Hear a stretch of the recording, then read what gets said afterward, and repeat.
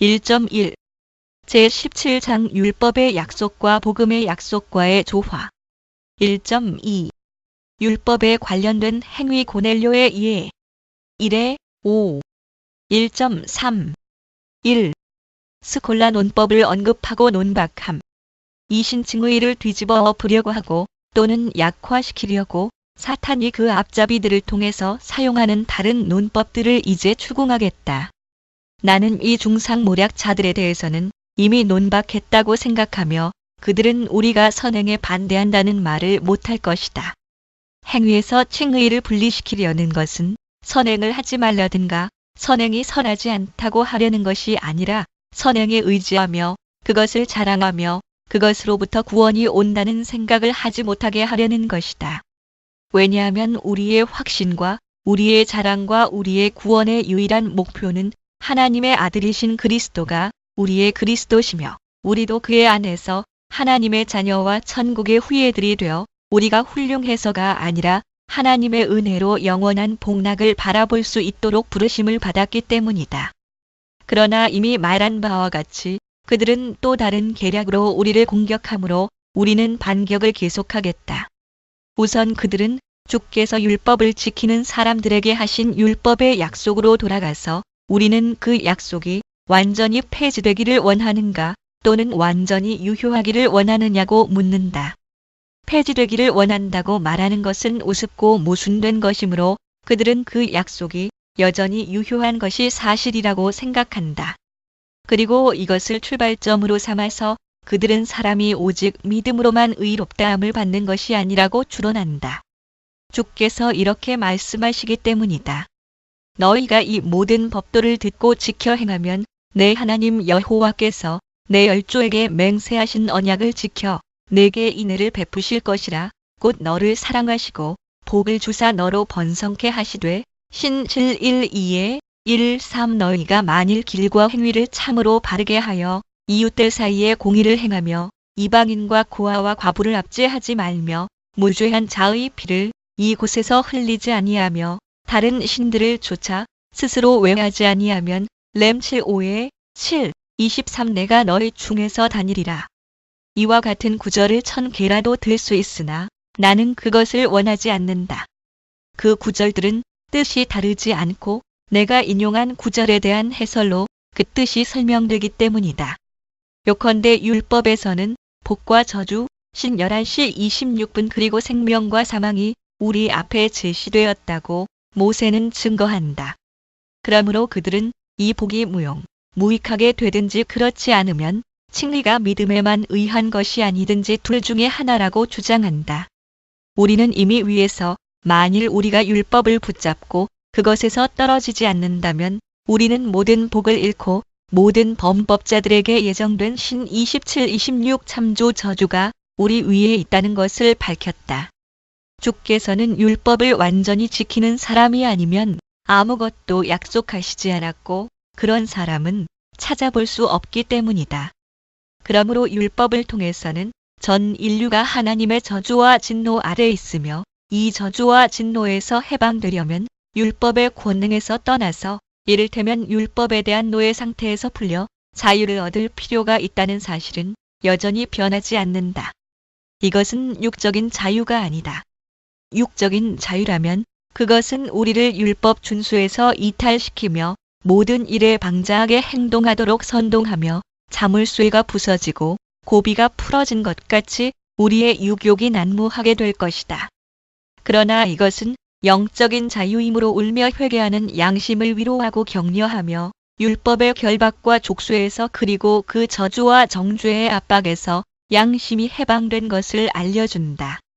믿음을 통해서 그리스도 안에 있는 하나님의 자비를 붙잡을 때에 우리는 이 자유를 얻는다. 말하자면 율법에 대한 노예 상태에서 석방된다. 우리가 죄를 용서받았다는 확신은 믿음으로 얻게 되기 때문이다. 율법이 한 일은 우리의 양심을 찌르고 괴롭게 하여서 죄를 깨닫게 하는 것이었다. 1.4 2. 우리는 행위를 통해 율법의 약속을 완성시킬 수 없다. 이와 같이 율법에서 우리에게 제시된 약속들도 선하신 하나님께서 복음을 통해서 우리를 도와주시지 않는다면 모두 물거품으로 돌아갈 것이다. 율법의 약속에는 율법을 지킨다는 조건이 붙어 있고 율법을 지켜야만 약속도 성취된다고 한다. 그러나 이 조건은 결코 지킬 수 없다. 그래서 주님께서 우리를 도와주신다. 의의 일부를 우리의 행위에 맡기고 남은 부분을 자신의 사랑으로 보충하시는 것이 아니라 완전히 성취된 의로서 그리스도만을 지정하신다. 사도는 그와 유대인들이 사람이 의롭게 되는 것은 율법의 행위에서 난 것이 아니요 오직 예수 그리스도를 믿음으로 말미암는 줄 아는 고로라고 말한 후에 그 이유를 덧붙인다.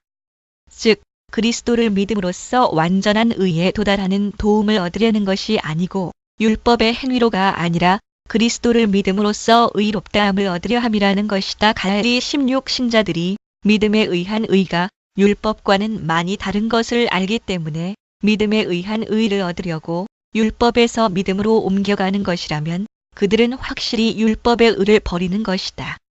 그러므로 율법을 준수하는 사람에게 내려질 보상을 자세히 설명하고 싶은 사람은 그렇게 하는 것도 좋으나 그와 동시에 잘 생각해야 할 사실이 있다. 즉, 우리는 너무도 패악하기 때문에 믿음에서 다른 의를 얻기까지는 율법에서 아무 유익도 받을 수 없다는 것이다. 그래서 다윗은 주께서 그의 종들을 위해서 마련하신 보상을 회상하고는 즉시 그 보상을 폐기하는 죄를 인정한다. 시편 19편 12절에서 그는 율법의 유익을 높이 찬양하나 곧 외친다. 자기 허물을 능히 깨달을 자 누구리요 나를 숨은 허물에서 벗어나게 하소서. 이와 완전히 일치하는 다른 구절에서 주를 경외하는 자에게 시 25, 12 참조 여호와의 모든 길은 인자와 진리로다라고 한 후에 시 25, 10 그는 첨부한다. 여호와여 나의 죄악이 중대하오니 주의 이름을 인하여 사하소서. 시 25, 11 이와 같이 율법에는 만일 행위의 공로로 얻을 수 있다면 하나님의 자비가 제시되어 있다는 것을 우리는 인정해야 한다. 그러나 이 자비는 결코 율법의 공로에 의해서 우리에게 오지 않는다는 것도 인정해야 한다. 1.5. 3. 율법의 약속들은 복음을 통해서 실현된다. 그러면 무엇이라고 할 것인가? 약속을 주셨으나 약속은 아무 결실도 없이 사라질 뿐인가? 바로 위에서 나는 이런 뜻으로 말하는 것이 아니라고 언급했다. 참으로 약속이 행위의 공로와 관련되는 동안은 아무 유익한 효과를 나타내지 못하며 따라서 그 자체로만 본다면 어떤 의미에서는 폐기되었다고 할 수도 있다. 그래서 사람이 준행하면 그로 인하여 삶을 얻을래 율례를 주며 겔 20시 11분 참조 1을 행하면 그로 인하여 살리라는 레 18.5 잘 알려진 약속이 있으나 사도는 이 약속에는 아무 중요성도 없다고 가르친다. 롬 15, 갈 32 참조 우리가 거기서 끝난다면 약속은 없는 것이나 다름없이 아무 유익도 주지 못할 것이다. 이는 하나님의 가장 거룩한 종들도 많은 허물이 있고 율법을 완수하지 못하므로 약속이 해당되지 않기 때문이다. 그러나 복음의 약속으로 대치될 때에 이 약속은 죄를 값없이 용서한다고 선포하므로 우리를 하나님께 용납될 만하게 만들 뿐 아니라 우리의 행위까지도 하나님을 기쁘시게 할 수 있게 만든다. 그리고 하나님께서는 우리의 행위를 그를 기쁘시게 하는 것으로 판정하실 뿐 아니라 저 언약 아래서 율법 준수자들이 받기로 되어 있던 복을 우리의 행위에 주신다. 그러므로 주께서 율법에서 의와 거룩을 지키는 사람들에게 약속하신 것을 신자들의 행위에 대해서 치러주신다는 것을 나는 인정한다. 그러나 우리는 이런 보상에서 행위가 은혜를 얻는 이유를 항상 생각해야 한다. 그런데 이유는 세 가지가 있다고 본다. 첫째 이유는 하나님께서는 종들의 행위를 보시지 않고 그들의 행위는 언제든지 칭찬보다 책망을 받는 것이 마땅하다. 그리스도 안에 있는 그들을 포용하시며 행위와 관계없이 다만 믿음의 중재에 의해서 그들을 자기와 화해시킨다는 것이다. 둘째 이유는 하나님께서는 우리의 행위의 가치를 고려하시지 않고 다만 그의 아버지 같은 너그러우심과 선하심으로 우리의 행위를 영광의 자리에 끌어올리시며 다소의 가치를 인정하신다는 것이다. 셋째 이유는 이 행위들은 모두 부패한 것이어서 덕이라기보다 죄라고 인정될 것이지만 하나님께서는 그 불완전한 점을 보시지 않고 용서하시고 받아주신다는 것이다. 이 점을 보아서 궤변가들이 망상에 빠졌다는 것을 알 수 있다. 그들은 행위의 구원을 당연히 받을 만한 고유의 가치가 있는 것이 아니나 언약이 있기 때문이며 하나님께서 너그럽게 행위를 높이 평가해 주시기 때문이라고 말함으로써 자기들의 모든 어리석은 주장을 훌륭히 회피한 듯이 생각했다. 그러나 그들은 자기들이 공로가 있다고 주장하는 그 행위가 약속의 조건을 만족시키지 못한다는 것을 깨닫지 못했다. 행위는 우선 믿음만을 토대로 한 칭의와 죄의 용서가 선행되지 않으면 선행도 죄의 용서를 받음으로써 오점을 깨끗이 씻지 않으면 약속의 조건을 만족시키지 못한다. 따라서 신자들의 행위가 받으실 만한 것이 되게 하는 것은 하나님의 너그러우심이요. 거기에는 세 가지 이유가 있는데 그들은 그 중에서 하나만을 보고 다른 둘은 가장 중요한 것은 보려고 하지 않았다. 1.6 4. 하나님 앞에서 인간이 이중으로 용납을 받는다. 그들은 사도행전에서 누가가 전하는 베드로의 말, 즉 하나님은 사람의 외모를 취하지 아니하시고 이를 행하는 사람은 하나님이 받으시는 줄 깨달았도다. 행 10시 34분 -35라는 말을 인용한다.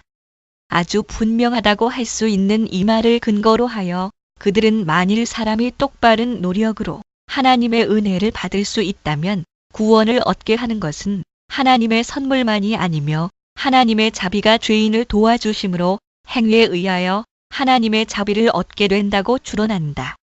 그러나 하나님 앞에서 사람이 이중으로 용납된다는 것을 인정하지 않는다면 성경의 구절들을 서로 부합하도록 해석할 수 없다.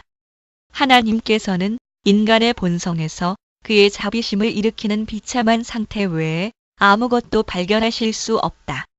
그러므로 사람이 처음에 하나님께 용납될 때에는 전혀 아무 선한 것이 없을 뿐 아니라 각종 악이 속에 가득하고 또 그를 뒤덮고 있었다.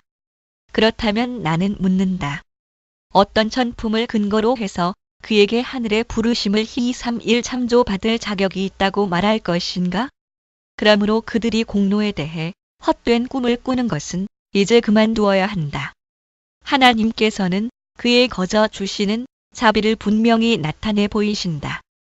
그들은 고넬료에게 말한 천사의 말을 왜곡해서 그들의 사악한 태도를 폭로한다.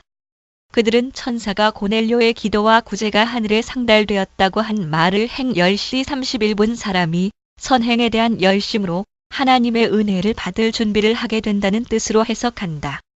사실상 고넬료가 진정한 지혜, 즉 하나님께 대한 경외심을 가진 것을 보면 이미 지혜의 영의 조명을 받았을 것으로 생각된다.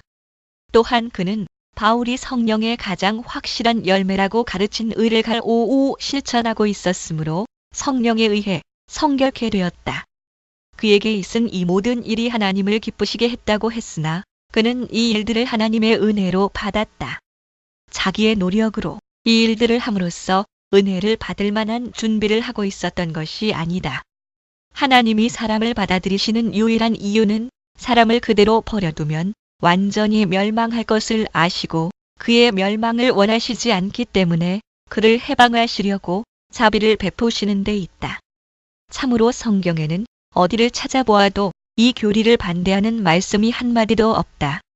이제 우리는 어째서 이 용납이 사람의 의와는 아무 관련도 없는가를 그리고 사람은 이 위대한 은혜를 받을 가치가 전혀 없는 가련한 죄인이지만 그런 인간에 대해서 하나님이 인자하심을 베푸신다는 순수한 증거가 곧 이 용납이란 것을 알게 되었다. 1.7 5. 어떤 의미에서 하나님께서는 중생한 자의 선행을 기뻐하시는가? 사람을 멸망의 구렁텅이에서 구출하신 주께서는 양자로 삼으시는 은혜로 사람을 자신의 자녀로 성별케 하셨다. 그리고 사람을 다시 태어나게 하셔서 새로운 생명의 모습으로 만드셨으므로 이제는 그의 영의 선물을 받은 새로운 피조물로서 그를 포옹하신다. 고후 57 참조. 이것이 베드로가 언급한 받으신다는 것이며 행 10시 34분 배전 1 17 참조. 신자들은 부르심을 받은 후에 이 용납에 의해서 그 행위도 하나님의 인정을 받는다. 배전 2.5 참조 이는 주께서 자신의 영으로 사람들 안에서 역사하시는 선한 일을 사랑으로 포옹하시지 않을 수 없기 때문이다. 그러나 하나님께서 행위 때문에 신자들을 받으시는 것은 오직 자신이 그 행위의 근원이시기 때문이란 것을 우리는 항상 기억해야 한다. 그는 그의 너그러우신 은혜를 한층 더하는 의미로 그가 주신 행위까지도 받으신다는 것을 보이신다. 주께서 그들을 귀히 쓸 그릇으로 택하시고 롬 9:21 기꺼이 진정한 순결로 장식하시지 않는다면 그들의 선행은 어디서 오는 것인가? 또 이런 행위에 붙어있는 결함과 오점을 인자하신 아버지께서 용서하시지 않는다면 그것이 어떻게 아무 부족함이 없는 것 같이 선하다는 인정을 받을 수 있을 것인가? 요약하면 그가 이 구절에서 의미하는 것은 하나님께서는 자녀들에게서 자신의 모습을 보시기 때문에 그들을 기뻐하시며 사랑하신다는 것뿐이다. 우리는 다른 곳에서 중생은 우리 안에 있는 하나님의 형상의 회복이라고 말했다. 하나님께서는 자기 얼굴을 보실 때마다 당연히 그것을 사랑하시며 존중히 여기심으로 거룩과 의를 지향하는 신자들의 생활이 하나님을 기쁘시게 한다고 하는 것도 당연하다. 그러나 경건한 자들도 죽을 육에 쌓여 있기 때문에 그들은 여전히 죄인이며 그들의 선행은 아직도 불완전하며 육의 죄악의 냄새를 풍기고 있다.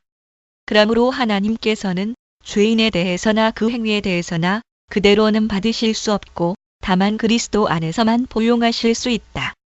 하나님께서 의를 지키는 자들에게 친절하시며 자비로우시다고 증거하는 구절들은 이런 뜻으로 해석해야 한다. 모세는 이스라엘 백성에게 내 하나님 여호와는 그를 사랑하고 그 계명을 지키는 자에게는 천대까지 그 언약을 이행하시며 인애를 베푸시되 신실구라고 말했다. 이 구절을 후세 사람들은 격언같이 사용했다. 그래서 솔로몬은 이스라엘 하나님 여호와여 주께서는 온 마음으로 주의 앞에서 행하는 종들에게 언약을 지키시고 은혜를 베푸시나이다라고 엄숙하게 기도했고 왕상 8:23 느헤미야도 같은 말을 반복했다. 느1:5 진실로 주께서는 그의 모든 자비의 언약에서 그의 종들이 바르고 성결한 생활로 보답할 것을 요구하신다. 이것은 주의 선하심을 조롱하는 자가 없도록 하시며 교만한 자가 마음속에 스스로 위로하여 악한 생각대로 행하는 일이 없도록 하시려는 것이다. 신 29:19 따라서 주께서는 언약으로 맺어진 자들이 항상 의무를 지키기를 원하신다. 그러나 언약은 처음에 자유로운 합의로 성립한 것이었고 영구히 그러한 것이다. 그렇기 때문에 다윗은 그의 손이 깨끗하기 때문에 상을 받았다고 언명하면서도 3하 22시 21분, 시 18시 20분 참조 내가 말한 근원을 가리키는 것을 잊지 않고 나를 기뻐하심으로 구원하셨다고 하였다. 3하 22시 20분 거기서 다윗은 자기의 입장이 선하다는 것을 말하지만 모든 선물에 선행하며 그 원인이 되는 값없이 베푸시는 자비를 조금도 손상시키지 않는다. 1.8 칭의를 행위에 연결시키는 구절들을 검토함. 6의 1.5 1.9 6 옛 언약에 있는 은혜의 약속과 율법에 있는 약속은 다르다. 그러나 여기서 우리는 이런 표현들과 율법의 약속과는 다르다는 것을 겸해서 고찰하는 것이 유익하다. 내가 율법의 약속이라고 하는 것은 모세의 책들 여러 곳에 보이는 약속들을 의미하는 것이 아니다. 이는 그 중에는 복음적인 약속도 많기 때문이다. 엄밀한 의미에서 율법의 시행에 직결된 것을 나는 율법의 약속이라고 부르며 이런 종류의 약속은 이름을 무엇이라고 부르든 간의 명령을 지키는 사람을 위해서 그에 대한 보상이 준비되어 있다고 말한다. 그러나 내 하나님 여호와는 그를 사랑하고 그 계명을 지키는 자에게는 천대까지 그 언약을 이행하시며라고 할 때에 신 7:9 왕상 8:23 느1:5 참조 이 말씀은 성실한 마음으로 주와 언약을 맺은 주의 종들은 어떤 사람인가를 보여주는 것이며 주께서 그들에게 은혜를 베푸시는 이유를 말하는 것은 아니다. 그런데 그 보여주는 방법은 이렇다. 즉 하나님께서 우리에게 영생의 은혜를 내려주시는 목적은 우리가 그를 사랑하며 두려워하며 공경하게 하시려는 것이므로 성경에 있는 모든 자비의 약속들은 당연히 이 목적, 즉 우리가 그 유익을 주시는 분을 경외하며 공경하게 하기 위한 것이다. 그러므로 우리는 하나님께서 그의 율법을 지키는 사람들을 선대하신다는 말씀을 들을 때마다 이런 말씀은 하나님의 자녀들이 지켜야 할 항구적인 의무를 지적한다는 것을 잊지 말아야 한다. 또 우리는 하나님을 아버지로서 경외하기 위해서 그의 자녀로 결정되었다는 것을 잊지 말아야 한다. 따라서 양자의 권리를 포기하지 않으려면 우리는 항상 부르심을 받은 쪽을 향해서 노력해야 한다. 다시 말하거니와 주께서 자비를 베푸시는 것은 신자들의 행위에 좌우되는 것이 아니라 바른 생활로 주의 부르심에 응답하는 자들에게 구원의 약속을 실행하시는 것임을 우리는 기억해야 한다. 주께서는 그의 영의 지도를 받아 선을 행하는 자들에게서만 자녀의 정직한 휘장을 인정하시기 때문이다. 시편 15편 1절에 교회 백성에 관해서 여호와여 주의 장막에 유할 자 누구오며 주의 성산에 거할 자 누구오니이까라고 물은 것도 이에 관련시켜야 할 것이다. 그 대답은 손이 깨끗하며 마음이 청결한 자이다. 시 24사 참조 마찬가지로 이사야의 누가 삼키는 불과 함께 거하겠으며 라고 했고 사 30-34 그 대답은 의롭게 행하는 자, 정직히 말하는 자 등이다. 사 30-35 여기에 묘사된 것은 신자들이 하나님 앞에 굳건히 서는 그 기초가 아니라 지극히 자비로우신 아버지께서 그들을 자신과의 교제에 인도하시며 그 교제 안에서 보호하시며 강하게 하시는 방법이다. 아버지께서는 죄를 미워하시고 의를 사랑하심으로 신자들을 자신과 자신의 나라에 적합하도록 만들기 위해서 자신의 영으로 자신과 연결된 그들을 순결하게 만드신다. 그러므로 하나님 나라의 문을 성도들에게 열어주고 따라서 하나님 나라에서 그들이 설 영원한 자리를 마련하는 제일 원인은 무엇이냐고 묻는다면 우리는 자비하신 주께서 그들을 양자로 삼으셨고 계속 보호하시기 때문이라고 대답한다. 그러나 그 방법을 묻는다면 우리는 다윗의 시에 시 15 이하 참조 묘사된 중생과 그 결과를 보아야 한다. 1.10 7. 성경은 율법의 행위에 의한 의로움을 언급하지 않는가? 그러나 훨씬 더 어려운 듯한 구절들이 있다. 거기서는 선행에 의라는 아름다운 칭호가 붙었고 사람은 그런 선행으로 의롭다함을 얻는다고 선언한다. 대부분은 처음 유형에 관한 것인데 계명의 준수를 칭해 또는 의라고 부른다. 둘째 유형의 신뢰는 모세의 글에 있듯이 우리가 모든 명령을 지키면 그것이 곧 우리의 의로움이니라는 말씀이다. 신육 25 만일 이것은 율법적인 약속이고 불가능한 조건이 붙어 있으므로 결국 무의미한 것이라고 항변한다면 동일한 대답을 할 수 없는 다른 항변도 있다.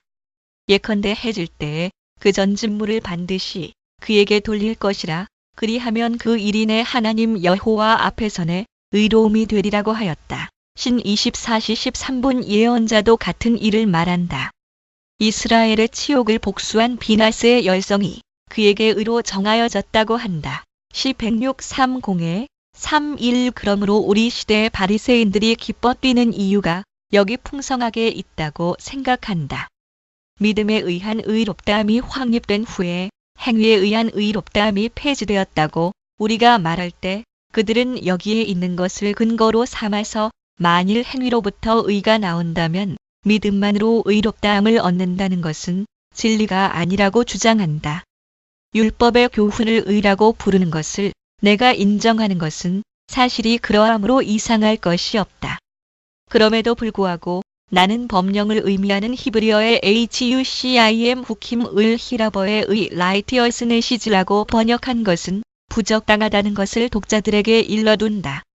그러나 이 말에 대해서는 나의 주장을 쾌히 양보한다. 진실로 하나님의 율법에 완전한 의가 포함되어 있다는 것을 우리는 부인하지 않는다. 우리는 율법이 요구하는 것을 모두 행할 의무가 있으므로 완전히 복종한 후에도 여전히 무익한 종이다. 녹 17시 10분 그러나 주께서 율법에 의라는 영예를 주셨으므로 우리는 주가 주신 것을 제거하지 않고 율법에 대한 복종이 의라는 것을 기꺼이 인정한다. 또 각 계명을 지키는 것을 의의 일부라고 인정한다. 다만 조건은 나머지 부분들의 의의 전체가 포함되어 있어야 한다. 그러나 이런 형태의 의는 아무데도 없다. 우리가 율법의 의를 포기하는 것은 율법의 의 자체에 결함이 있고 불완전하기 때문이 아니라 우리 육이 연약하여 우리에게서는 율법의 의를 전혀 찾아볼 수 없기 때문이다. 성경은 주의 명령들을 간단히 의라고 부를 뿐만 아니라 성도들의 행위에도 이 말을 적용한다. 예를 들면 스가랴와 그의 처가 하나님 앞에 의인이라고 눅 1:6 할 때에 그들의 행위를 행위 자체의 성격에 따라서 본 것이 아니라 율법의 입장에서 평가한 것이 분명하다. 여기서도 내가 지금 한 말에 유의할 필요가 있다. 부주의하게 히라버로 번역한 사람의 것을 근거로 하여 원칙을 세울 수 없다. 그러나 누가에게는 전에 받은 문서에 어떤 변경을 가할 생각이 없었기 때문에 눅 1:3 나는 이 점을 논하지 않겠다. 이는 율법에 포함된 일들을 하나님께서는 의라고 칭찬하셨기 때문이다. 그러나 우리는 율법 전체를 지키지 않으면 그 의에 도달하지 못하며 율법을 범할 때마다 그 의를 깨뜨리게 된다.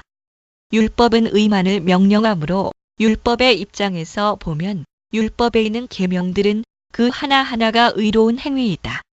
계명을 지키는 사람들의 입장에서 본다면 그들은 여러 가지 행위에서 범법자가 되었으므로 한 가지 행위만 가지고는 의롭다는 칭찬을 받을 수 없다. 그뿐 아니라 그 한 가지 행위도 불완전하고 항상 어디엔가 결점이 있는 것이다. 1.11 8. 하나님 앞에서 행위가 갖는 이중적 가치. 그러나 이제 둘째 유형을 고찰할 터인데 여기는 특별히 곤란한 점이 있다. 바울이 믿음의 의를 증명하는 말로써 아브라함에 대해서 아브라함이 하나님을 믿음에 이것이 저에게 의로 여기신 바 되었느니라고 한 것보다 롬 4:3, 갈 3:6 더 확고한 증명은 없다. 비너스의 행위에 대해서도 저에게 의로 정하였으니라고 했으므로 시 106:31 믿음에 관한 바울의 주장을 보아서 우리는 행위에 관해서도 같은 결론을 내릴 수 있다. 따라서 우리의 반대자들은 승리를 이미 얻은 듯이 믿음이 없으면 의롭다함을 얻지 못하는 것이 사실이지만 믿음만으로 의롭다함을 얻는 것도 아니며 우리의 의를 완성하는 것은 행위라고 주장한다. 여기서 나는 경건한 사람들에게 간청한다. 만일 의에 대한 진정한 표준을 성경에서만 구해야 한다고 믿는다면 궤변을 늘어놓지 않고 성경의 여러 부분을 서로 모순되지 않도록 해석하는 방법을 나와 함께 경건하게 그리고 진지하게 숙고하기를 바란다. 자신의 의가 없는 사람들을 위해서 이신칭의가 피난처가 된다는 것을 롬 5장 참조 바울은 알고 있었기 때문에 믿음으로 의롭다함을 받는 사람들은 모두 행위에 의한 의에서 제외된다고 담대하게 결론을 내린다. 그러나 이것은 모든 신자에게 공통된 것이 확실하기 때문에 이 사실을 근거로 하여 똑같은 확신으로 바울은 아무도 행위로는 의롭다함을 받지 못하는 반면에 롬 3:23조 행위의 도움이 없이도 의롭다함을 받을 수 있다고 결론을 내린다. 그러나 행위 자체에 어떤 가치가 있느냐 하는 것과 믿음에 따라 의가 확립된 후의 행위에 어떤 가치를 주느냐 하는 것과는 문제가 서로 다르다. 행위를 그 자체의 가치에 따라서 평가한다면 우리는 그것이 하나님 앞에 내세울 만하지 못하며 사람은 자기의 어떤 행위를 믿고 하나님 앞에서 자랑할 수 없으므로 행위의 도움이 일체 제거된 채로 믿음으로만 의롭다함을 받는다고 말한다. 우리는 칭의를 다음과 같이 정의한다. 즉 그리스도와 교제를 하게 된 죄인은 은혜로 하나님과 화목하게 되었으며 동시에 그리스도의 피로 깨끗하게 되어 죄의 용서를 받으며 그리스도의 의를 자기의 의같이 입고 하늘 심판대 앞에 자신 있게 서는 것이다. 죄를 용서받은 후에 따르는 선행은 그 자체의 가치에 의하지 않고 다른 입장에서 평가된다. 행위에 있는 모든 결함은 그리스도의 완전성으로 덮이고 모든 오점은 그리스도의 순결로 깨끗게 되어 하나님의 심판대 앞에서 문제가 되지 않는다. 그러므로 사람이 하나님을 기쁘시게 하는 일을 할 수 없게 만드는 모든 허물의 죄책이 도말되고 선행까지도 항상 더럽히는 허물에 불완전히 묻혀버린 후에는 신자들이 행하는 선행은 의롭다고 간주된다. 바꿔 말하면 의로 인정된다. 롬 4:22 1.12 9. 이신칭의는 행위에 의한 의의 기초가 된다. 만일 누가 믿음에 의한 의를 부정한다면 나는 그들에게 사람이 다른 행위에서는 범법자이면서도 한두 가지의 거룩한 행위 때문에 의롭다는 인정을 받느냐고 문의하고자 한다. 이것은 물론 어리석다고만 할 수 없는 일이다. 그러면 생활의 어떤 부분에서 범법하는 사람이 많은 선을 행한다고 해서 그가 의롭다는 인정을 받느냐고 다시 묻고자 한다. 반대자는 감히 그렇다고 대답하지 못할 것이다. 율법의 모든 계명을 완전히 지키지 않는 사람은 모두 저주를 받는다고 율법이 크게 선포하기 때문이다. 신 27-26 다시 나는 불순하다거나 결함이 있다는 비난을 받지 않을 행위가 있는지 묻고자 한다. 하나님의 눈에는 별들도 깨끗하지 못하며 욥 25:5 천사들도 의롭지 못하다고 하였다. 욥 4:18 그런데 어떻게 하나님 앞에서 이런 행위가 있을 수 있겠는가? 이와 같이 반대자는 부수적인 범법으로나 자체의 부패로 인해서 더럽혀지지 않으므로 의롭다는 영광스러운 이름을 감당할 수 있는 선행은 하나도 없다는 것을 인정하지 않을 수 없을 것이다. 그러나 불순하며 불결하며 불완전하며 하나님의 사랑은커녕 보아주실 가치조차 없는 행위라도 의로 인정된다는 확정적인 결론이 이신칭의에서 나온다면 무엇 때문에 반대자들은 행위에 의한 의를 자랑함으로써 이신칭의를 배척하려고 애쓰는가? 믿음의 의가 없다면 이런 행위의 의를 자랑하는 것은 헛된 일이 아닌가? 그들은 독사의 자식들을 낳기를 원하는가? 불경건한 자들의 발언들은 이 방향으로 기울어진다. 그들은 이신칭의가 행위에 의한 의의 시초이며 기초이며 원인이며 증명해주는 것이며 본체임을 부인할 수 없다. 그럼에도 불구하고 그들은 선행도 의로 간주되므로 사람은 믿음으로 의롭다함을 얻는 것이 아니라고 결론을 내린다. 그러므로 우리는 이 어리석은 이야기들을 무시하고 문제의 진상을 말하는 것이 좋겠다. 만일 행위에 의한 의는 그 성격이 최종적으로 어떻게 인정되든지 간에 이신칭의에 의존한다면 이신칭의는 이 관계로 인해서 약화되지 않을 뿐만 아니라 사실은 더욱 강화되며 그 힘은 더욱 강력하게 빛나게 된다. 또 우리는 값없이 주시는 칭의를 얻은 이후에 따르는 행위를 중시하더라도 그런 행위가 사람을 의롭게 하는 기능을 떠맡는 것 같이 생각해서는 안 된다. 또는 행위가 이 기능을 믿음과 나눈다고 생각해서도 안 된다. 이신 칭의가 전적으로 유지되지 않으면 행위의 불결이 폭로될 것이다. 또한 사람이 믿음에 의해서 의롭다함을 받음으로 그 자신이 의로울 뿐만 아니라 그의 행위까지도 자체의 가치 이상으로 의롭다는 인정을 받는다는 것은 조금도 불합리한 일이 아니다. 1.13 10. 행위는 죄가 용서받을 때만 용납될 수 있다. 이런 의미에서 우리는 반대자들이 주장하는 것과 같이 행위의 부분적인 의를 인정할 뿐 아니라 하나님께서는 행위를 완전한 것 같이 시인하신다는 것을 인정한다. 그러나 이렇게 인정하는 근거를 생각해 본다면 모든 곤란은 해결될 것이다. 용서를 받은 후에 하는 행위라야 용납되기 시작한다. 그런데 하나님께서 우리와 우리의 모든 것을 그리스도 안에서 보시지 않으신다면 이 용서는 어디서 오는가? 우리가 그리스도께 접붙임을 받을 때에 그리스도의 무죄로 우리의 불의가 덮여지기 때문에 하나님 앞에서 우리 자신이 의롭게 되는 것과 같이 우리의 행위도 모든 허물이 그리스도의 순결로 묻혀버리며 우리에게 책임이 돌려지지 않기 때문에 의롭고 또 의롭다는 인정을 받는다. 따라서 우리는 당연히 믿음으로만 우리 자신뿐만 아니라 우리의 행위까지도 의롭다함을 얻는다고 말할 수 있다. 그런데 만일 이 행위의 의가 그 성격이 어떻든 간의 믿음과 값없이 얻은 칭의에 의존한다면 또 후자에 의해서 실현된다면 그것은 믿음에 포함시켜야 한다. 이를테면 원인에 대한 결과와 같이 믿음에 종속시켜야 한다. 행위에 의해는 이신 칭의를 배척하거나 흐려지게 할 권리가 전혀 없다. 그래서 바울은 우리의 복은 하나님의 자비에 있고 우리의 행위에 있는 것이 아니라는 것을 우리에게 설득시키려고 특히 다윗의 말을 역설한다.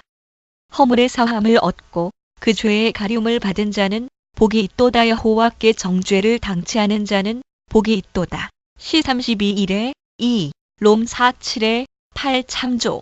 어떤 자들은 행위의 복을 돌리는 듯한 무수한 구절들을 인용하면서 여호와를 경외하며 그 계명을 크게 즐거워하는 자는 복이 있도다. 시 112일. 빈곤한 자를 불쌍히 여기는 자는 복이 있는 자니라. 잠 14시 21분. 악인의 꾀를 좇지 아니하며 시 11 시험을 참는 자 약 112 공의를 지키는 자들. 시 106 행위 완전하여 여호와의 법에 행하는 자. 시 119 1심. 령이 가난한 자, 온유한 자, 긍휼히 여기는 자. 마 5 3, 5, 7들은 복이 있다고 한다. 그러나 이런 말들은 바울이 말한 진리를 부인하지 않는다. 여기에 칭찬받을 성질들이 있다고 해서 그것만으로 사람이 하나님께 용납되는 것이 아니기 때문에 사람은 죄를 용서받음으로써 그 비참한 상태에서 해방되지 않는다면 언제나 그 불행한 상태로 있게 된다. 성경에서 격찬하는 모든 복도 사람이 죄를 용서받고 복을 받기까지는 아무 소용이 없으며 사람에게 아무 유익도 주지 못한다. 그러나 죄의 용서를 받음으로써 복을 받은 후에는 다른 복들도 자리를 얻을 수 있다. 그러므로 죄의 용서로 얻는 복은 최고의 또 가장 중요한 복일 뿐 아니라 유일한 복이라고 결론을 내릴 수 있다.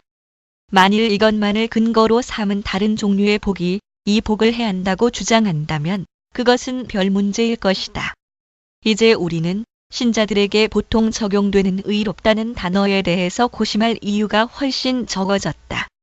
사람을 의인이라고 부르는 것은 그의 생활이 거룩하기 때문인 것을 나는 물론 인정한다. 그러나 그들은 실제로 의 자체를 실현한다기보다 의를 추구하는 쪽으로 기울어져 있을 뿐이므로 그들의 의는 이신칭의의 자리를 양보하는 것이 마땅하다. 이신칭의가 그 근본이기 때문이다. 1.114 11. 야고보는 바울에 반대하는가? 그러나 그들은 우리에게 진실하게 반대하는 야고보가 여전히 문제라고 말한다.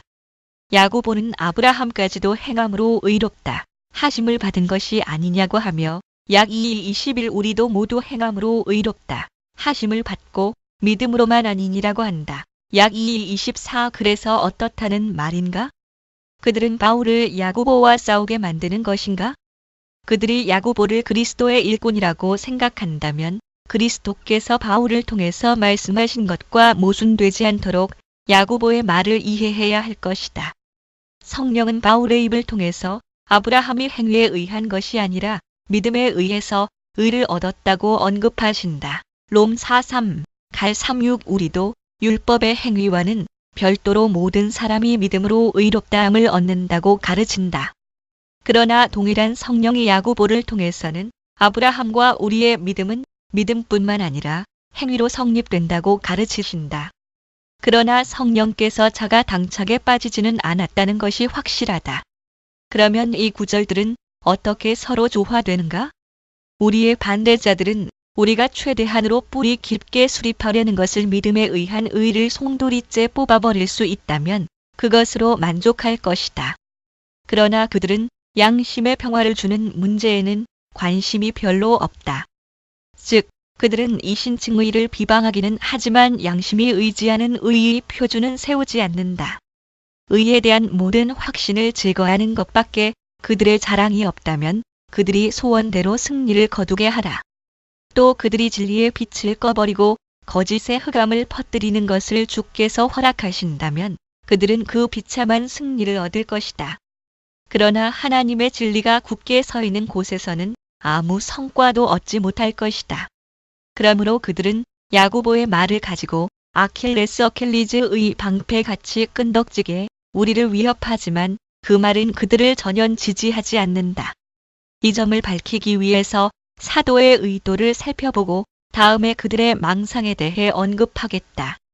그 당시에는 또 이것은 교회에서 없어지지 않는 화이기도 하지만 신자가 마땅히 행할 일을 전혀 소홀히 하면서도 거짓으로 믿는다고 자랑함으로써 그 불신앙을 노골적으로 폭로하는 사람이 많았다. 야고보는 여기서 이런 사람들의 어리석은 확신을 조롱한다. 그러므로 그의 의도는 진정한 믿음의 힘을 약화시키려는 것이 아니라 이 경박한 사람들이 내용 없는 믿음의 모양만을 자랑하고 그것으로 만족하며 방탕한 생활에 자신들을 내맡기고도 태어난 그 어리석음을 폭로하려는 것이었다. 이 배경을 이해한다면 우리의 반대자들의 잘못이 어디에 있는지를 곧 알 수 있다. 그들은 이 중에 오류, 즉 첫째로는 믿음이란 말에서 둘째로는 의롭다함이란 말에서 오류에 빠졌다. 진정한 믿음과는 거리가 먼 허망한 견해를 사도가 믿음이라고 부르는 것은 일종의 양보이며 그의 주장을 조금이라도 손상시키는 것이 아니다. 이 점을 그는 맨 처음에 내 형제들아 만일 사람이 믿음이 있노라 하고 행함이 없으면 무슨 이익이 있으리요라는 말로 밝힌다. 약 24 그는 누가 행함이 없는 믿음을 가졌으면이라고 하지 않고 믿음이 있노라 하고라고 한다. 좀 더 내려가서 그런 믿음은 귀신들이 가진 지식보다도 못하다고 조롱할 때에 약 29 그의 뜻을 더욱 명백하게 나타낸다. 그리고 끝으로 그런 믿음은 죽은 것이라고 한다. 약 20 이런 정의를 보면 그가 말하려는 뜻을 충분히 이해할 수 있다. 내가 하나님은 한 분이신 줄을 믿느냐라고 그는 말한다. 약 29 만일 이 믿음이 하나님이 한 분이시라는 것을 믿는 믿음뿐이라면 이런 믿음이 사람을 의롭게 하지 못한다는 것은 이상한 것이 아니다. 이런 믿음을 제거한다고 해서 기독교 신앙에서 무엇이 제거되는 것은 아니다. 기독교 신앙은 성격이 아주 다른 것이다. 진정한 믿음이 사람을 의롭게 하는 것은 다만 우리를 그리스도께 결합시킬 때뿐이며 그와 하나가 의로 말미암아 우리가 그에 의해 참여하기 때문이 아닌가? 그러므로 진정한 믿음이 의롭다 하는 것은 하나님의 본질을 알기 때문이 아니라 하나님의 자비를 확신하기 때문이다. 1.15 12 의롭다함이란 말을 야고보는 바울과는 다른 뜻으로 사용하였다. 둘째 허위까지 논하지 않으면 우리는 아직 문제를 끝내지 못한 것이다. 그들은 야고보가 칭의의 일부분을 행위에 둔다고 한다. 야고보와 성경의 다른 부분들을 또 야고보 자신을 조화시키려면 의롭다함이라는 말을 바울이 생각한 것과는 다른 뜻으로 해석해야 한다. 바울은 우리의 불의에 대한 기억이 말소되고 우리가 의로운 자로 인정될 때에 의롭다함을 받는다고 말한다. 만일 야고보도 이런 견해를 가졌다면 아브라함이 하나님을 믿으니 운운하는 모세의 말을 창 15:6 약 2:23 인용한다는 것은 불합리한 일이었을 것이다.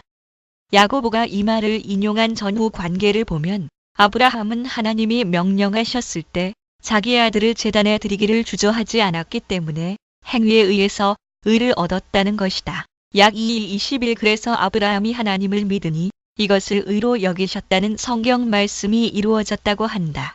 약 2:23 만일 결과가 그 원인보다 먼저 있다는 것이 불합리하다면 모세가 여기서 믿음이 아브라함에게 의로 인정되었다고 하는 증언이 거짓말이거나 그렇지 않으면 이삭을 제단에 드림으로써 나타난 복종에 의해서 의를 얻은 것이 아니다. 이삭이 났을 때에 이스마엘은 이미 소년이었고 그 이스마엘이 잉태되기 전에 아브라함은 믿음으로 의를 얻었다. 그러면 우리는 어떻게 그가 여러 해 후에 보인 복종에 의해서 의를 얻었다고 말할 수 있는가? 그러므로 야고보는 사건의 순서를 잘못 거꾸로 만들었든지 이것은 상상하는 것조차 부당한 일이다. 그렇지 않으면 야고보에게는 아브라함이 의롭다는 인정을 받을 만한 것처럼 이때에 의롭다함을 얻었다고 말하려는 의도는 없었든지 둘 중 하나인 것이다. 그러면 어떻게 될 것인가?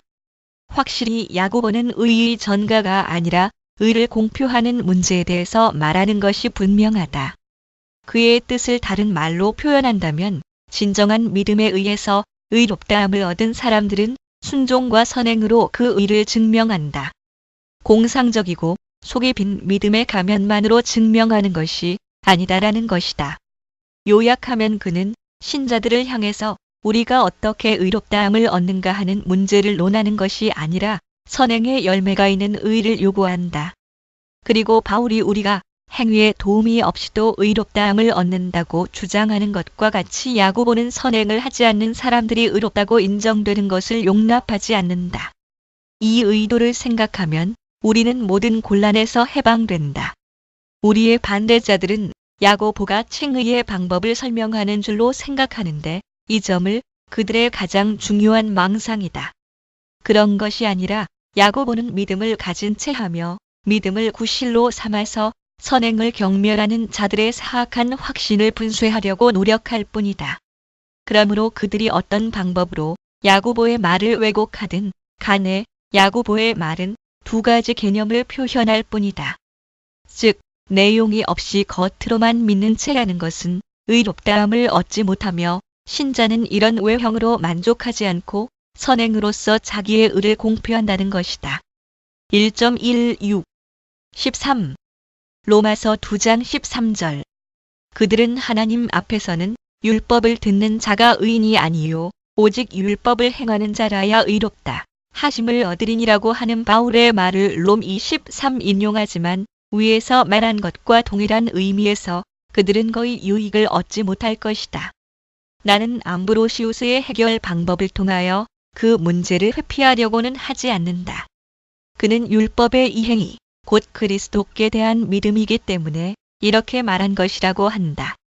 나는 이 생각은 단순한 회피에 불과하며 길이 열려 있으므로 전혀 불필요하다고 본다. 바울은 여기서 유대인들의 미련한 확신을 공격하는데 그들은 누구보다도 율법을 경멸하면서도 자기들만 율법을 안오라고 주장했다. 바울은 율법을 잘 아는 것만으로 너무 기뻐하지 말라는 뜻으로 율법에서 의를 구하는 사람은 율법에 대한 지식을 구할 것이 아니라 율법을 준수하도록 노력하라고 경고한다. 우리는 물론 율법의 의가 행위에 있다는 것을 의심하지 않으며 행위의 가치와 공로에 의가 있다는 것조차 의심하지 않는다. 그러나 그들이 율법을 완수한 사람을 하나라도 내놓지 않는다면 행위에 의해서 우리가 의롭다함을 얻는다는 것은 아직 증명이 되지 않는다. 바울이 말한 뜻이 바로 이것이었다는 것은 전후 관계가 충분히 증명한다. 이방인과 유대인을 모두 불의하다고 정죄한 다음 그는 더 자세히 논한다. 무릇 율법 없이 범죄한 자는 또한 율법 없이 망하고 이것은 이방인을 두고 한 말이다.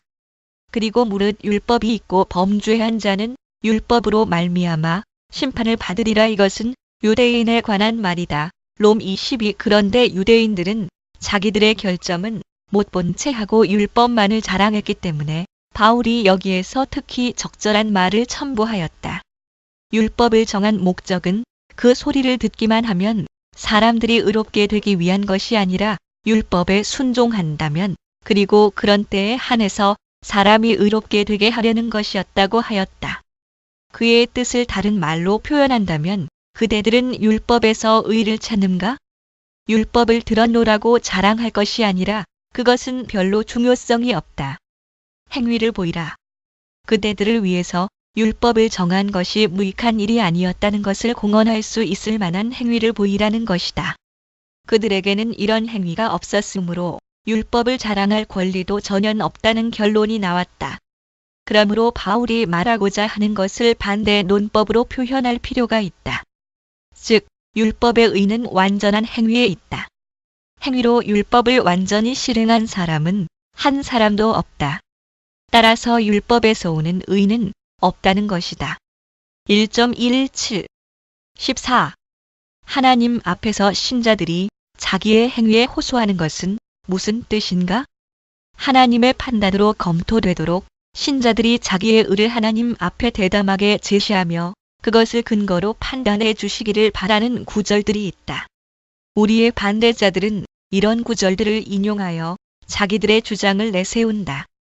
예를 들면 여호와여 나의 의와 내게 있는 성실함을 따라 나를 판단하소서. 시78 여호와여 정직함을 들으소서. 시17 주께서 내 마음을 시험하시고 밤에 나를 권고하시며 흠을 찾지 못하셨으니 시17 여호와께서 내 의를 따라 상 주시며 내 손의 깨끗함을 조차 갚으셨으니 이는 내가 여호와의 도를 지키고 악하게 내 하나님을 떠나지 아니하였으며 내가 또한 그 앞에 완전하여 나의 죄악에서 스스로 지켰나니 시 18시 20분 21, 23도 내가 나의 완전함에 행하여 싸우며 여호와여 나를 판단하소서. 시 26일 허망한 사람과 같이 앉지 아니하여 싸우니 간사한 자와 동행치도 아니하리이다. 시 26.4도 내 영혼을 죄인과 함께 내 생명을 살인자와 함께 거두지 마소서. 시 26.9 저희 손에 악득함이 있고 그 오른손에 뇌물이 가득하오나 나는 나의 완전함에 행하오리니. 시 26.10에 11 등이다. 나는 위에서 성도들이 행위에서 얻는 듯한 확신에 대해서 말했다. 여기서 인용한 증거들을 그 전후 관계의 페리지스테이션, 컴플렉섬 따라서 또는 보통 말하듯이 경우에 따라서 이해한다면 우리에게 큰 방해가 되지 않을 것이다. 그런데 이 전후 관계는 이중으로 되어 있다. 그들은 자기들을 완전히 조사해서 생활 전체의 성격에 따라 정죄 또는 무죄의 언도를 받으려는 것이 아니고 특수 문제에 대한 판정을 원한 것이다. 또 하나님의 완전성에 비추어서 자기들의 의를 주장하는 것이 아니고 악한 자들과 비교해서 그들의 의를 주장한다. 우선 어떤 사람을 의롭다 하는 것이 문제인 때에는 어떤 특수한 일에서 그의 입장이 올바를 뿐 아니라 그의 전생애를 통해서 일종의 의의 조화가 있어야 한다.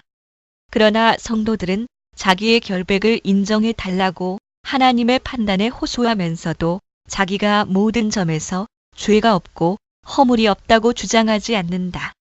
그들은 하나님의 선에만 구원에 대한 확신을 두지만 하나님이 불공평한 박해를 받는 가난한 사람들을 위해서 복구하시는 것을 믿고 결백한 사람들이 압박을 받는 문제를 하나님 앞에 자신 있게 제출한다.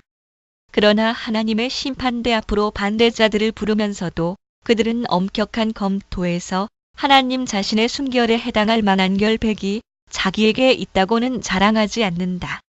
다만 반대자들의 악의와 부정직과 관계와 사악에 비교할 때에 자기가 성실하며 정직하며 단순하며 순결한 것을 하나님께서 아시고 기뻐하신다고 믿기 때문에 두려워하지 않고 하나님께 자기와 원수 사이를 심판해 주시기를 기원한다. 그래서 다윗이 사울에게 여호와께서 각 사람에게 그 의와 신실을 갚으시리니라고 말했을 때에 3상 26, 33 그는 여호와께서 각 사람을 그 공로에 따라 검토하시고 상벌을 가하시라고 한 것이 아니라 사울의 악한 것과 비교해서 자기가 얼마나 결백한가를 하나님께 언명한 것이다. 바울도 자기가 하나님의 교회에서 성실하고 정직하게 행한 것을 자랑하며 이 일에 대해서 양심의 증거가 있다고 할 때에 고후 1:12, 행 23일 참조 그는 하나님 앞에서 이런 자랑을 의지하겠다고 한 것이 아니라 불경건한 사람들의 중상에 못 이겨 악인들의 악평에 대항해서 자기의 성실과 정직을 변호하며 자기의 입장이 자비하신 하나님께서 받으실 만한 것임을 믿었다. 그는 다른 곳에서 자기의 양심에 거리끼는 것이 없지만 이것으로 의롭게 된 것이 아니라고 한다. 고전 4:4 하나님의 심판은 사람의 흐린 시력을 훨씬 초월하신다는 것을 알았기 때문이다.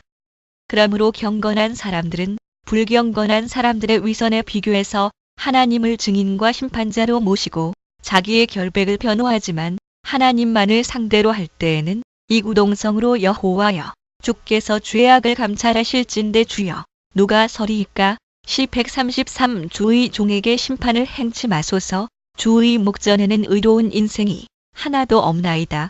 시 143이라고 부르짖는다. 또 그들은 자기들의 행위를 불신하고 기꺼이 노래한다. 주의 인자가 생명보다 나으므로 내 입술이 주를 찬양할 것이라. 시 63:3 1.18 15 신자들은 완전한가? 위에 인용한 구절들과 같은 다른 구절들도 있으므로 그것을 기초로 자기의 주장을 세울 수도 있겠다. 솔로몬은 완전히 행하는 자가 의인이라고 한다. 잠 27 마찬가지로 의로운 길에 생명이 있나니 그 길에는 사망이 없느니라. 잠 12시 28분 고하였다.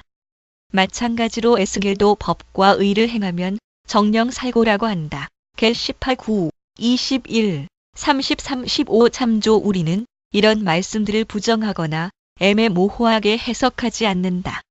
그러나 아담의 후손으로서 이렇게 완전한 사람이 있으면 나오라, 나올 사람이 없으면 그들은 하나님 앞에서 멸망하든지 그렇지 않으면 그의 자비에서 피난처를 구해야 한다.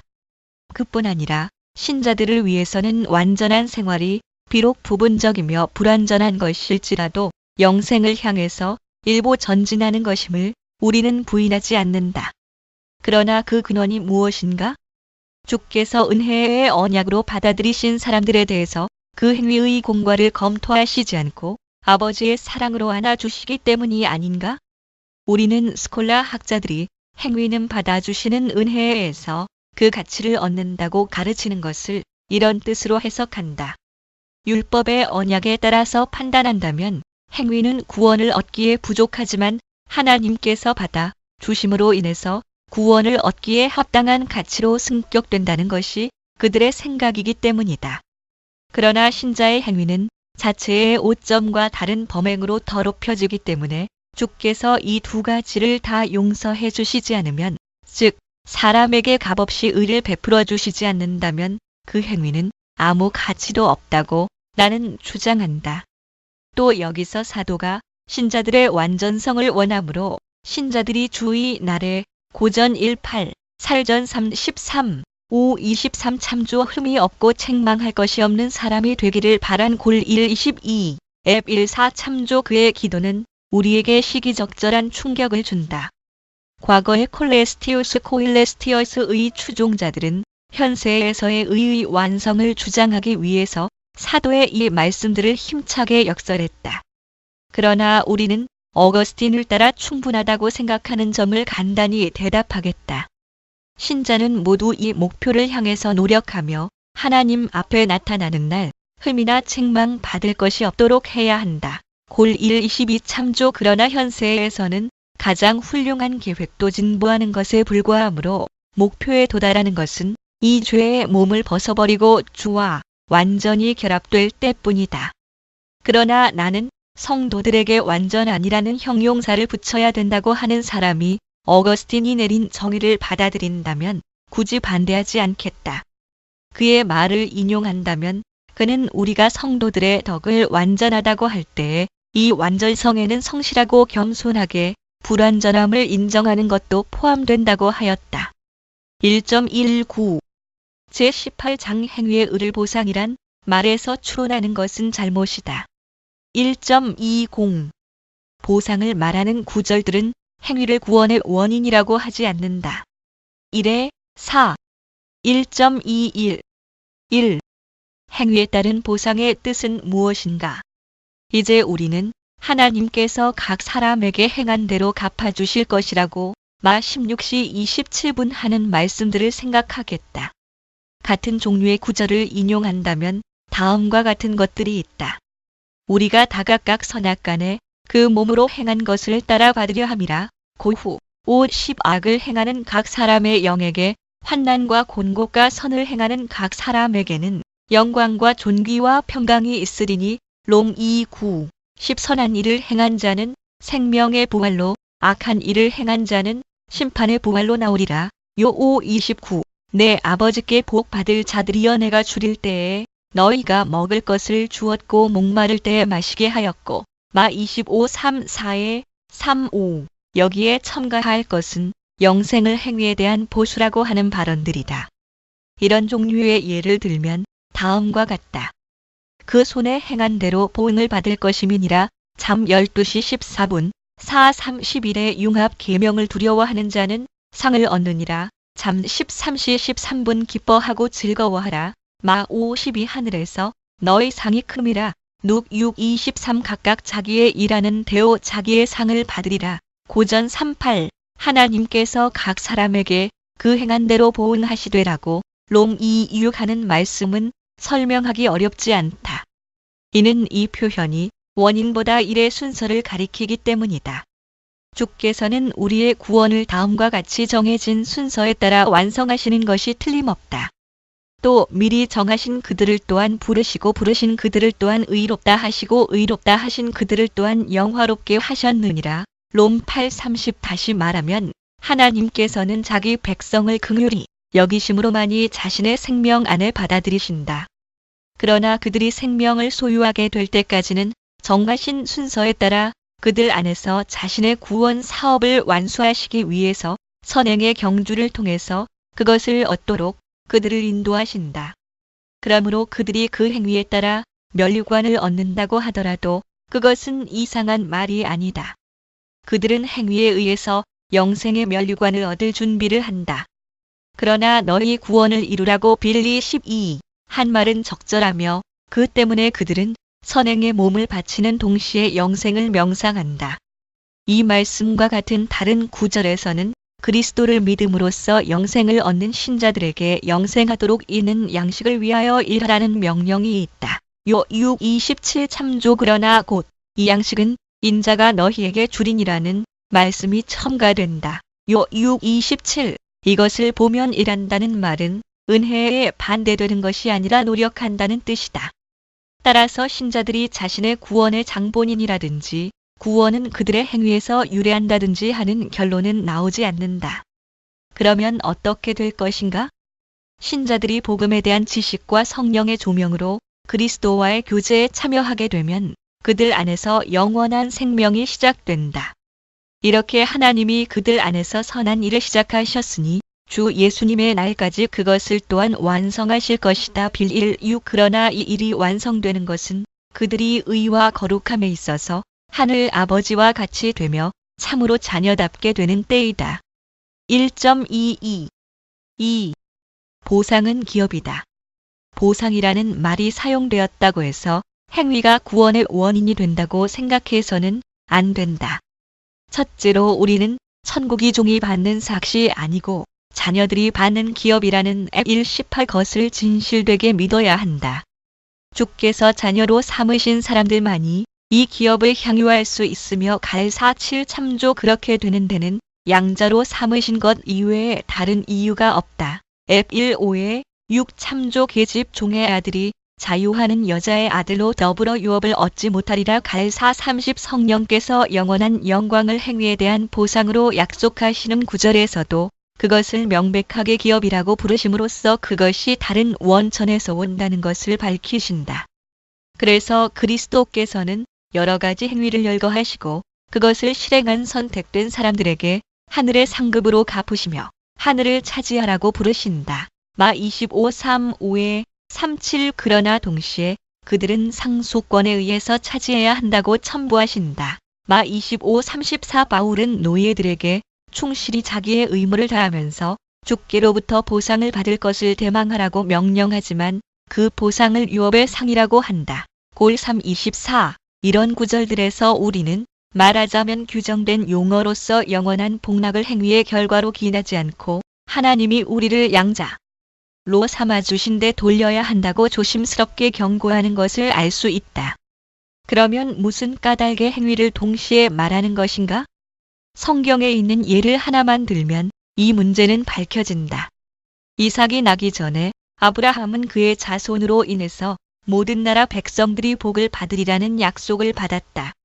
그의 자손은 번성해서 하늘의 별과 바다의 모래와 같으리라고 했다. 창 15 5, 17 1 이하, 18시 18분 참조. 여러 해 후에 그는 하나님의 말씀에 따라 명령을 받은 대로 아들을 제단에 바칠 채비를 했다. 창 22 3 이렇게 순종했기 때문에 그는 이 약속을 받았다. 여호와께서 이르시기를 내가 나를 가리켜 맹세하노니 내가 이같이 행하여 내 아들 내 독자를 아끼지 아니하였은즉 내가 내게 큰 복을 주고 네 씨로 크게 성하여 하늘의 별과 같고 바닷가의 모래와 같게 하리니 네 씨가 그 대적의 문을 얻으리라. 또 내 씨로 말미암아 천하 만민이 복을 얻으리니 이는 내가 나의 말을 준행하였음이니라 하셨다. 창 22시 16분 -18 우리가 여기서 듣는 말씀은 무슨 뜻인가? 아브라함은 순종함으로써 복을 받았는가? 그 명령을 받기 전에 복을 주시겠다는 약속을 받지 않았는가? 신자들의 어떤 행위도 그것이 고려되기 전에 주께서 주신 그 은혜, 즉 하나님 자신의 자비 이외에는 그들에게 은혜를 베푸실 이유가 없는 때에 베푸신 은혜를 하나님께서는 그들의 행위에 대한 보상으로서 주셨다고 우리가 여기서 밝히는 점에는 애매모호한 데가 조금도 없다. 1.23 3. 은혜로서의 보상. 그러나 행위가 있기 전에 값없이 주신 것을 행위에 대한 보상으로서 주시겠다고 말씀하시는 주님은 우리를 속이거나 희롱하시는 것이 아니다. 약속하신 것들을 주실 것 혹은 그것이 이루어질 것을 우리가 명상하고 우리에게 제시된 복된 소망을 하늘에서 얻으려고 행위를 통해서 노력하도록 주께서는 선행을 통해서 우리를 훈련시키시기를 원하신다. 그러므로 약속의 열매가 성숙하는 데까지 우리를 데려가는 우리의 행위에 그 결실에 공을 돌리는 것은 마땅하다. 사도는 골로새 교회 신자들은 사랑의 의무를 열심히 이행했는데 그것은 그들을 위해서 하늘에 간직되어 있는 소망 때문이었으며 그 소망은 복음이 전하는 진리의 말씀에서 들은 것이라고 말할 때 이 두 가지 생각을 아름답게 표현했다. 골 1:4에 5 그들이 복음에서 그들의 소망이 하늘에 간직되어 있다는 것을 알았다고 말함으로써 사도는 그 소망을 지탱하는 것은 행위가 아니라 그리스도뿐이라고 언급한다. 베드로의 발언도 이와 일치하여 경건한 사람들은 때가 오면 나타내기로 예비하신 구원을 얻기 위하여 믿음으로 말미암아 하나님의 능력으로 보호하심을 입었나니라고 하였다. 배전 1:5 바울은 그들이 이 때문에 수고한다고 말하면서 신자들은 구원을 얻기 위해서는 일평생 다름질을 계속해야 한다는 뜻을 전한다. 주께서는 그가 약속하시는 보상을 우리가 공로로 생각하지 않도록 자신을 집주인에 비유하여 말씀하셨다. 이 비유에서 집주인은 사람들을 만나는 대로 그들을 포도원에 보내서 일을 시킨다.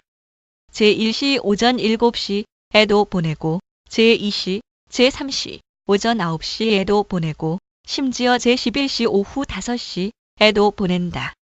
그리고 저녁 때가 되었을 때 모두에게 같은 삭스를 준다. 마 21 이하 이방인들을 부르심이라는 고대 저서는 암브로시우스가 쓴 것이라고 하나 저자가 누구였든 간에 그는 이 비유를 간단하고도 바르게 해석했으므로 나 자신의 말보다 그의 말을 사용하겠다. 주께서는 이 비유에서 그의 은혜는 하나뿐이지만 부르심은 각양각색임을 밝혀 보이신다. 제11시에 포도원에 갔어도 온종일 일한 사람들과 똑같은 보수를 받게 된 사람들은 분명히 날이 저물 때에, 즉 일생이 끝날 때에 하나님의 자비로 보수를 받는 사람들의 운명을 대표한다. 주께서는 이렇게 하심으로써 그의 은혜의 탁월성을 나타내려고 하신다. 그들의 노동의 대가를 치르시는 것이 아니라 선택하신 사람들에게 그들의 행위와는 별도로 풍성한 은혜를 부어주신다.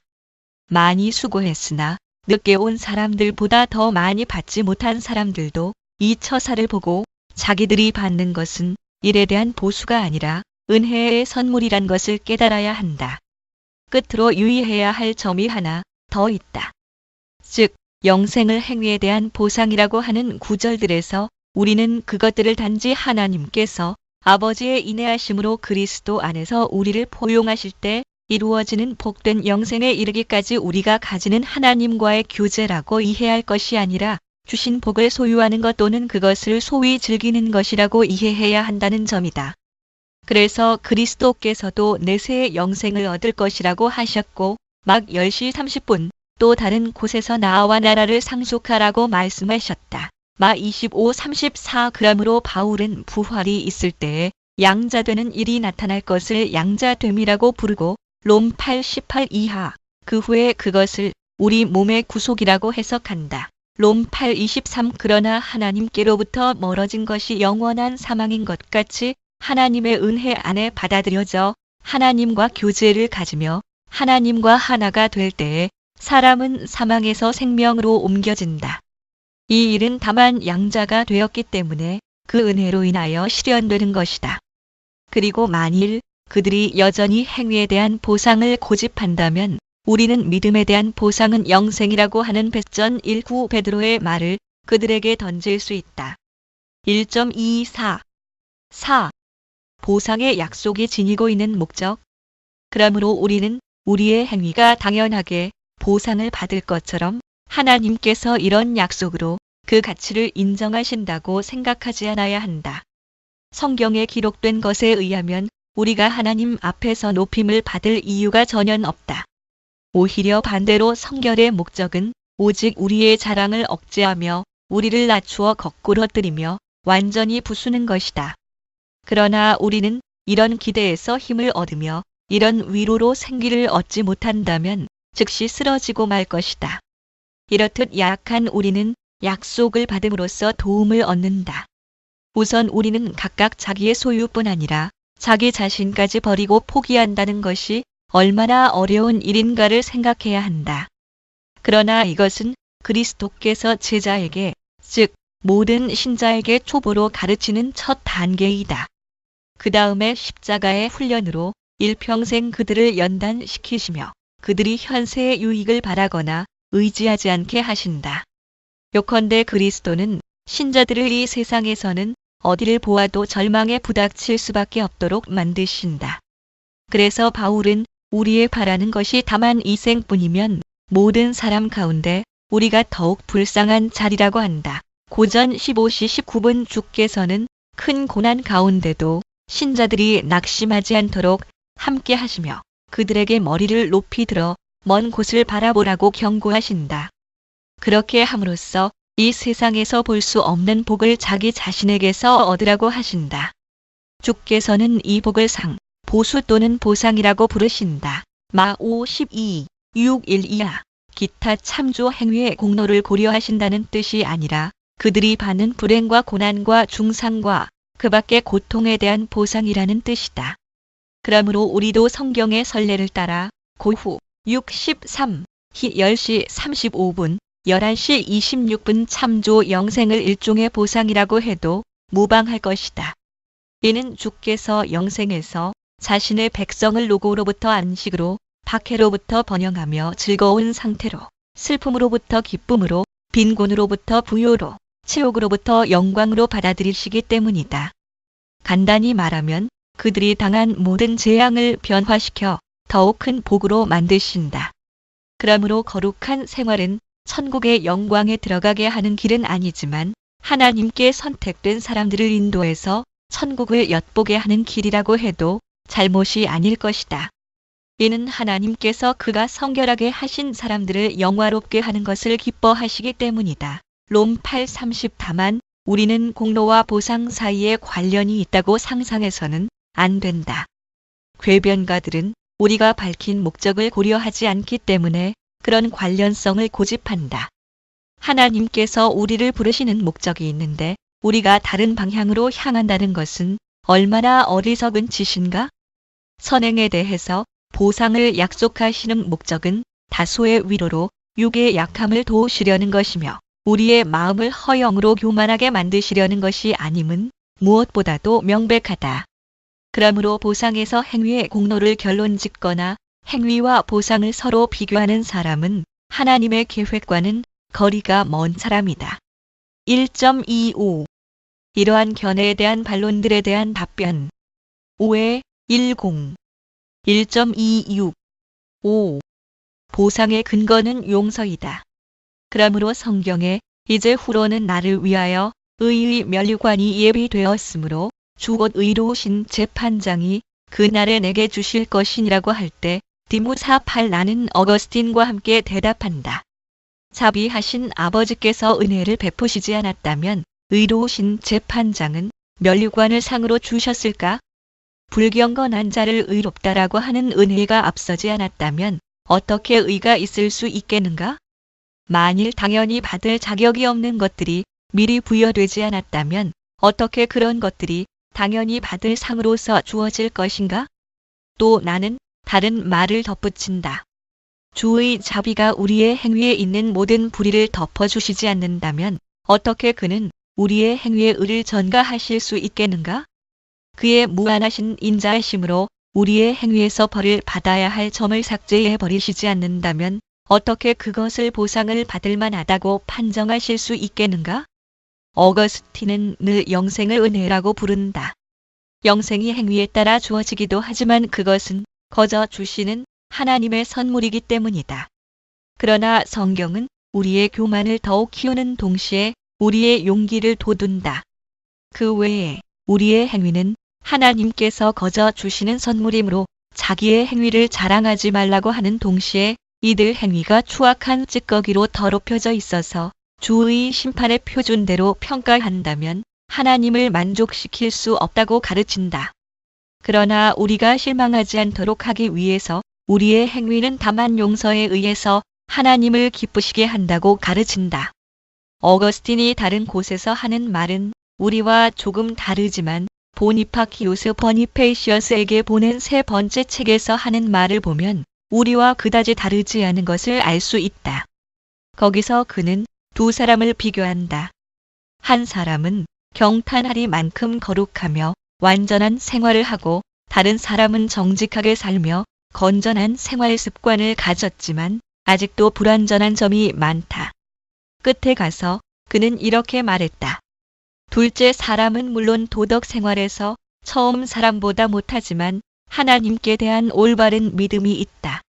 그는 그 믿음에 따라 살면서 모든 잘못에 대해서는 자신을 책하며 선행을 통하여 하나님을 찬양하며 치욕은 자기에게 그리고 영광은 하나님께 돌린다.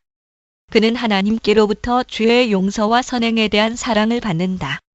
이 사람은 이 세상을 떠날 때 그리스도와의 교제를 할 수 있도록 받아들여질 것이다. 그가 1인 생활을 하는 것은 믿음 때문이 아니고 무엇인가? 행위가 없으면 믿음은 아무도 구원하지 못하지만 그의 믿음은 사랑으로서 역사하기 때문에 갈 5, 6 참조 버림받은 믿음이 아니며 의인은 그 믿음으로 말미암아 살기 때문에 합 2, 4 그는 믿음으로 죄의 용서도 받는다. 왜냐하면 믿음이 없으면 선행같이 보이는 것도 죄로 변하기 때문이다. 확실히 그는 여기서 우리가 강경하게 주장하는 것, 즉 선행의 의는 용서에 의해서 하나님께서 그것들을 승인하신다는 사실에 근거를 둔다는 것을 명백하게 인정한다. 1.27 6. 하늘에 쌓는 보물에 대하여 다음에 있는 구절들은 위에서 인용한 것과 뜻이 비슷하다. 불의의 제물로 친구를 사귀라 그리하면 없어질 때에 저희가 영원한 처소로 너희를 영접하리라. 록 16:9 내가 이 세대에 부한 자들을 명하며 마음을 높이지 말고 정함이 없는 재물에 소망을 두지 말고 오직 우리에게 모든 것을 후히 주사 누리게 하시는 하나님께 두며 선한 일을 행하고 선한 사업에 부하고 나눠주기를 좋아하며 동정하는 자가 되게 하라. 이것이 장래에 자기를 위하여 좋은 터를 쌓아 참된 생명을 취하는 것이니라. 딤전 6:17-19 여기서 선행은 우리가 복된 영생에서 연락할 재물에 비교되고 있다. 나는 성령이 이런 말씀을 하시는 목적을 주목하지 않는다면 우리는 결코 그 진정한 뜻을 이해하지 못하리라고 대답한다. 내 보물 있는 그곳에는 내 마음도 있느니라는 마5 21 그리스도의 말씀이 사실이라면 이 시대 사람들이 현세에서 즐길 물건들을 얻으려고 애쓰는 것과 같이 현세의 생명은 곧 꿈같이 사라질 것을 깨달은 신자들은 참으로 누리기를 원하는 것을 다른 곳으로, 즉 영원히 살 수 있는 곳으로 옮기도록 노력해야 한다. 그러면 우리는 영원히 거할 다른 곳으로 옮기기로 결정한 사람들을 본받아야 한다. 그들은 모든 재산을 미리 보내고 일시 불편한 것에 대해 슬퍼하지 않는데 그것은 오래 살 곳으로 재산을 많이 보낼수록 더 기쁘기 때문이다. 우리도 하늘이 고국이라고 믿는다면 우리의 재산을 여기에 두었다가 갑자기 옮겨지게 되어 손해를 보는 것보다 그리로 미리 이전해 놓는 것이 상책일 것이다. 그러나 어떻게 이전할 것인가? 그 방법은 확실히 가난한 사람들을 돕는 것이다. 그들에게 주는 것을 주께서는 모두 자신에게 준 것으로 간주하신다. 마 25-40 참조. 여기에서 가난한 자를 불쌍히 여기는 것은 여호와께 꾸이는 것이니 잠 19시 17분라는 유명한 약속이 나온 것이다. 마찬가지로 많이 심는 자는 많이 거둔다. 고후 9-6 그 이유는 우리가 사랑의 의무를 다하기 위해서 형제들에게 바치는 것은 모두 주의 손에 저축되기 때문이다. 성실한 보관인이신 주께서는 때가 오면 많은 이자를 붙여서 갚아주실 것이다. 그러면 우리의 의무는 우리를 위해 주의 손에 감추어 두는 재산이라고 하리만큼 하나님 앞에서 그렇게 중요한 것인가? 이 일은 성경이 아주 빈번하게 또 명백하게 증거하는 것이므로 누가 그렇다고 말하는 것을 두려워하겠는가? 그러나 하나님의 순전한 자비에서부터 행위에 가치를 두는 쪽으로 비약하고 싫은 사람이 있다면 그는 자신의 오류를 확립하기 위해서 이 증거에서 아무런 도움을 얻을 수 없을 것이다. 이 증거들에서 올바르게 추론할 수 있는 것은 우리 쪽으로 기울어지는 하나님의 순수한 자비뿐이기 때문이다. 우리의 선행을 장려하시기 위해서 하나님께서는 돌아보실 가치도 없는 우리의 봉사가 그 어느 하나라도 무가치하게 되는 것을 허락하시지 않는다. 1.28 7. 환난을 참으면 보상이 있는가? 그들은 사도의 말을 빌려 우리를 더욱 압박하고 있다.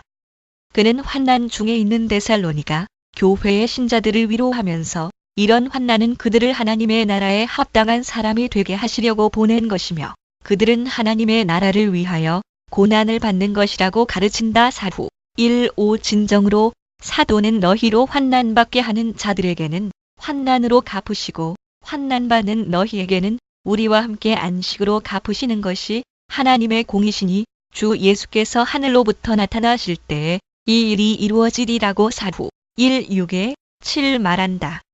그리고 히브리서 기자는 하나님이 불의치 아니하사 너희 행위와 그의 이름을 위하여 나타낸 사랑으로 이미 성도를 섬긴 것을 잊어버리지 아니하시느니라 히육 15 말한다.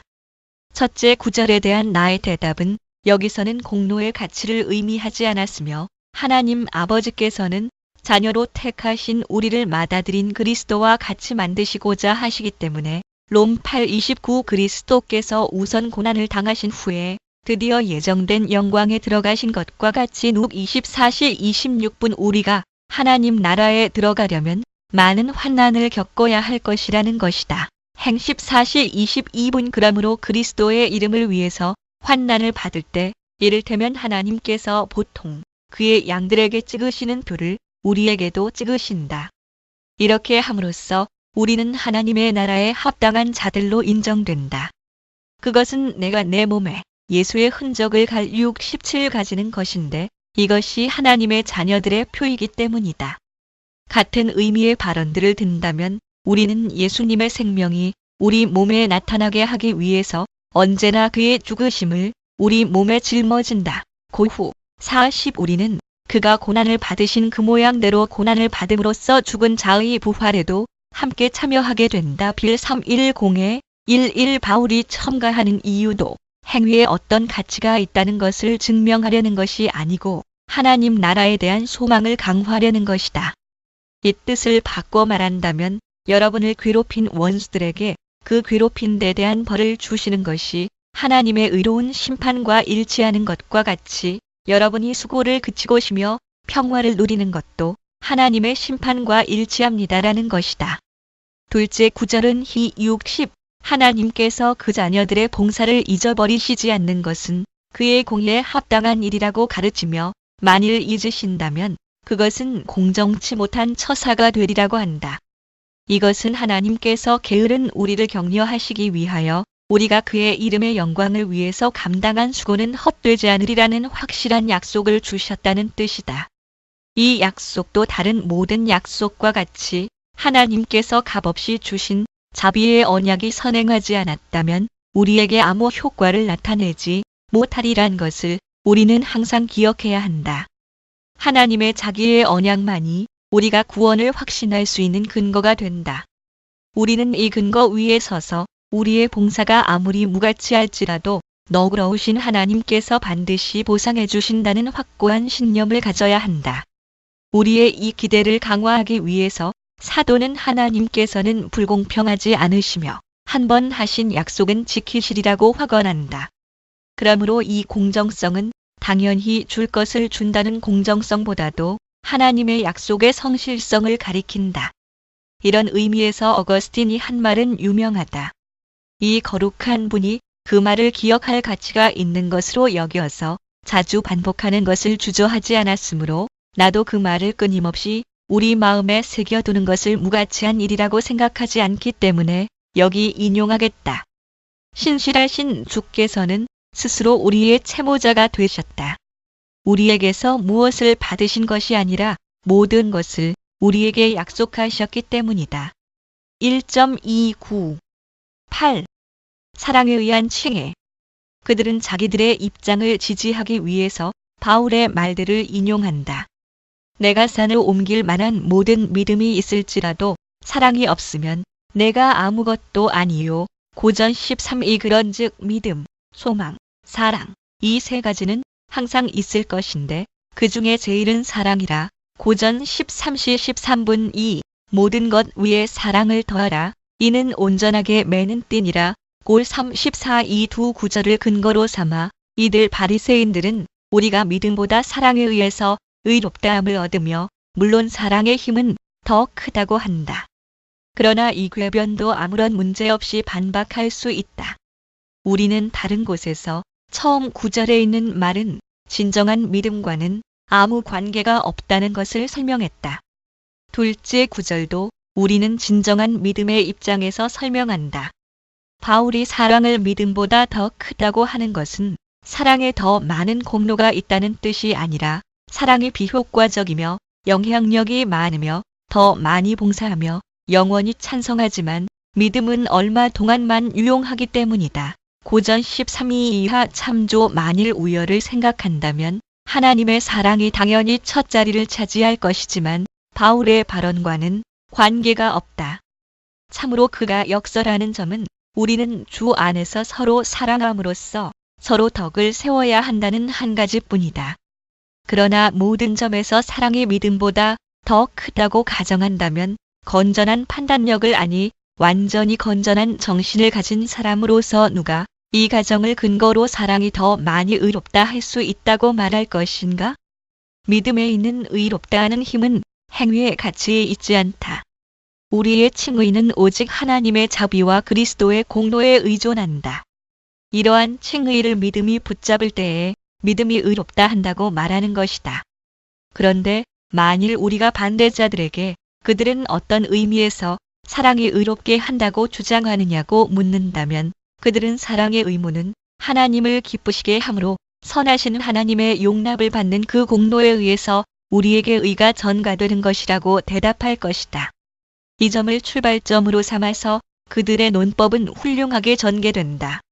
우리가 믿음이 의롭게 한다고 말하는 것은 믿음의 가치가 있기 때문에 그것에 대한 당연한 보상으로서 의를 얻어 우리에게 준다는 뜻이 아니다. 믿음은 한 도구에 불과하다. 이 도구를 사용함으로 말미암아 우리는 그리스도의 의를 값없이 얻는 것이다. 그들은 하나님의 자비를 무시하며 의의 전체를 가지신 그리스도를 무시하면서 사랑이 믿음보다 나음으로 우리는 사랑의 덕으로 의롭다함을 얻는다고 주장한다. 이것은 마치 왕은 구두 직공보다 무한히 훌륭하기 때문에 구두도 더 잘 만들 수 있다는 것과 같은 논법이다. 이 한 가지 3단 논법만으로도 소르본느 학파 사람들 사이에는 믿음에 의한 칭의를 조금이라도 맛본 사람이 하나도 없다는 것이 충분히 증명된다. 만일 어떤 궤변가가 여기에 뛰어들어 바울이 사용하는 믿음이란 말을 이렇게 짧은 시간에 여러 가지로 해석하는 것은 무엇 때문이냐고 묻는다면 나는 대단히 훌륭하고도 든든한 이유를 말할 수 있다. 바울은 여기서 열거하는 은사가 하나님께 대한 지식과 관련되기 때문에 요약하는 의미에서 그것을 모두 믿음과 소망에 포함시킨다. 그의 뜻을 다른 말로 바꾼다면 이렇게 될 것이다. 예언과 방언, 해석하는 재능, 그리고 지식은 모두 하나님을 알도록 인도하려는 것이 목적이다. 그러나 현세에서 우리는 다만 소망과 믿음에 의해서 하나님을 안다. 그러므로 나는 믿음과 소망을 말할 때에 동시에 이 모든 것을 포함시킨다. 그런즉 믿음, 소망, 사랑 이 세 가지는 항상 있을 것인데 고전 13시 13분상 반절 즉 은사의 종류는 아무리 많을지라도 모두 이 셋에 연결되는 것인데 그 중에 제일은 사랑이라. 고전 13시 13분하 반절 셋째 구절에서 그들은 만일 사랑이 온전하게 매는 띠라면 골 34 이야말로 완전한 것이므로 사랑은 의의 띠일 것이라고 추론한다. 우선 바울이 완전성이라고 부르는 것은 바르게 조직된 교회가 서로 잘 단결된 때를 의미한다는 사실에 대해서는 우리는 묻지 않겠다. 또 사랑이 우리를 하나님 보시기에 완전하게 만든다는 것을 인정하겠다. 그렇더라도 그들은 이런 추론으로 어떤 새로운 생각을 제시하는가? 나는 우리가 사랑의 의무들을 모두 이행하지 않으면 결코 이 완전성을 얻지 못하리라고 언제든지 그들을 반대하는 대답을 할 것이다. 이 사실을 근거로 하는 사람은 모두 사랑을 이루는 경지에서는 거리가 너무 멀기 때문에 완전성을 실현할 희망도 전혀 없다고 결론을 내릴 것이다.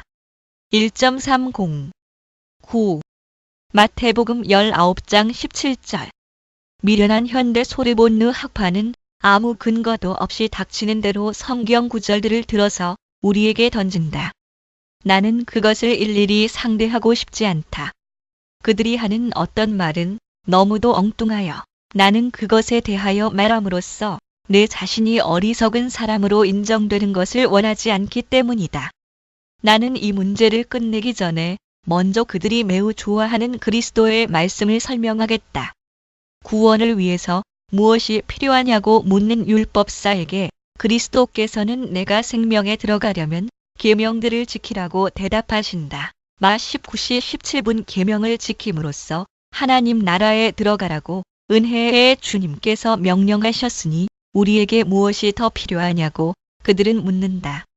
이것은 그리스도께서 상대해야 할 사람이 누구인가를 아시고 그 사람들에게 알맞도록 대답하신 것이라는 분명한 사실을 모르는 생각이다.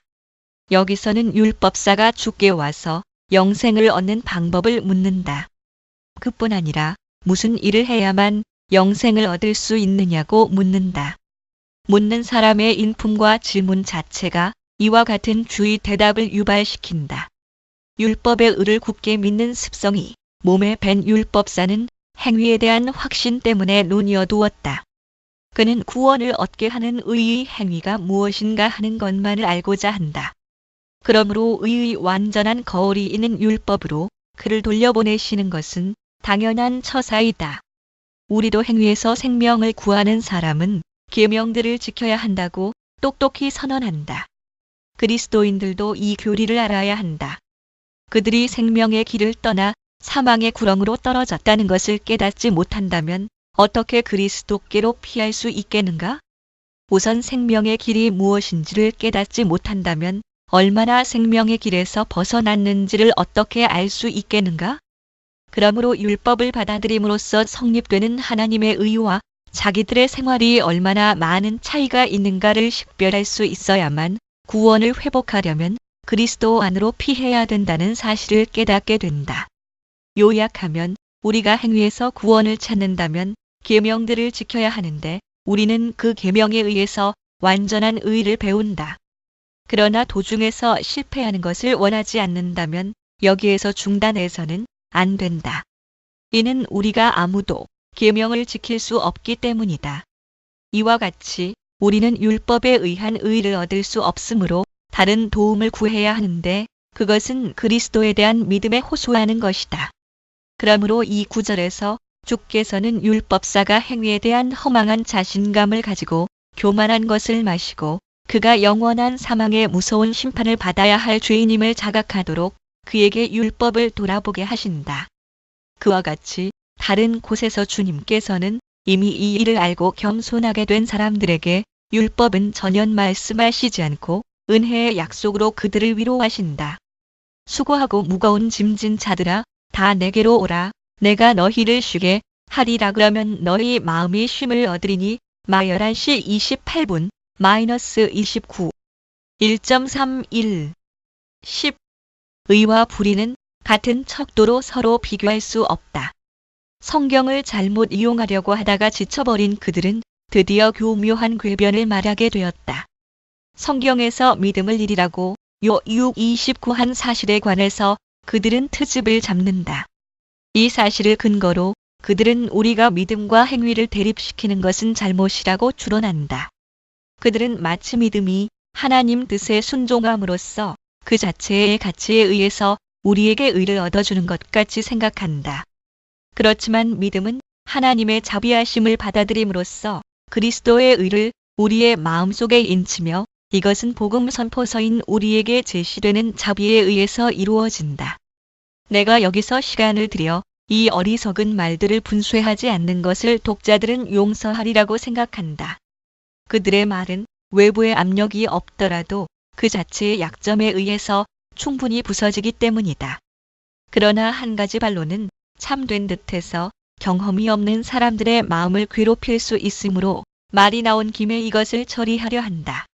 서로 반대되는 것에는 같은 척도를 적용하는 것이 상식이며 죄는 그 하나하나가 우리의 불의로 인정되는 것이므로 선행에 대해서도 그 하나하나를 의로서 인정하는 것이 마땅하다고 그들은 말한다. 어떤 사람들은 이에 대해서 사람이 정죄를 받는 것은 원래 불신앙에만 기인하는 것이고 개개의 죄 때문이 아니라고 대답하지만 나는 이에 만족할 수 없다. 불신앙이 모든 악의 근원이라고 하는 점에서는 물론 그들과 생각을 같이 한다. 불신앙이 하나님께로부터 떨어지는 헛걸음이고 그 후에 개개의 방법이 다르기 때문이다. 그러나 그들은 의와 불의를 재을 때 선한 행위와 악한 행위에 똑같은 척도를 적용하는 듯해서 이 점에서 나는 동의할 수 없다. 행위에 의한 의는 율법에 대한 완전한 복종이다. 그러므로 우리는 이를테면 이 직선을 일평생 어김없이 따라가지 않는다면 행위에 의해서 의롭게 될 수 없다. 이 직선에서 벗어나는 순간에 우리는 불의에 빠진다. 이것을 보면 의는 한 가지 또는 몇 가지 행위에서 오는 것이 아니라 하나님 뜻에 복종하여 조금도 흔들리거나 실증나는 일이 없어야만 얻을 수 있다는 것이 분명하다. 그러나 불의를 판정하는 척도는 아주 다르다. 음행하는 자나 도적은 하나님의 존엄성을 거스린 자이므로 한 가지의 범행으로도 죽음에 해당한다. 이들 궤변가들은 야고보에 누구든지 온 율법을 지키다가 그 하나에 거치면 모두 범한 자가 되나니 간음하지 말라 하신 이가 또한 살인하지 말라 하셨은즉 약 20:11이라고 한 말에 주의하지 않기 때문에 잘못을 저지른다. 그러므로 각 개의 죄에 대해서 공정한 벌이 죽음이라고 우리가 말하는 것을 불합리하다고 생각해서는 안 된다. 모든 죄는 그 하나하나가 하나님의 공정한 진노와 처벌을 받아야 하기 때문이다. 이와 반대되는 결론을 내리는 사람, 즉 많은 죄를 지어 하나님의 진노를 받아야 할 경우에도 선한 행위 하나를 하면 하나님과 화목할 수 있다고 하는 사람은 어리석은 이론가라고 하겠다.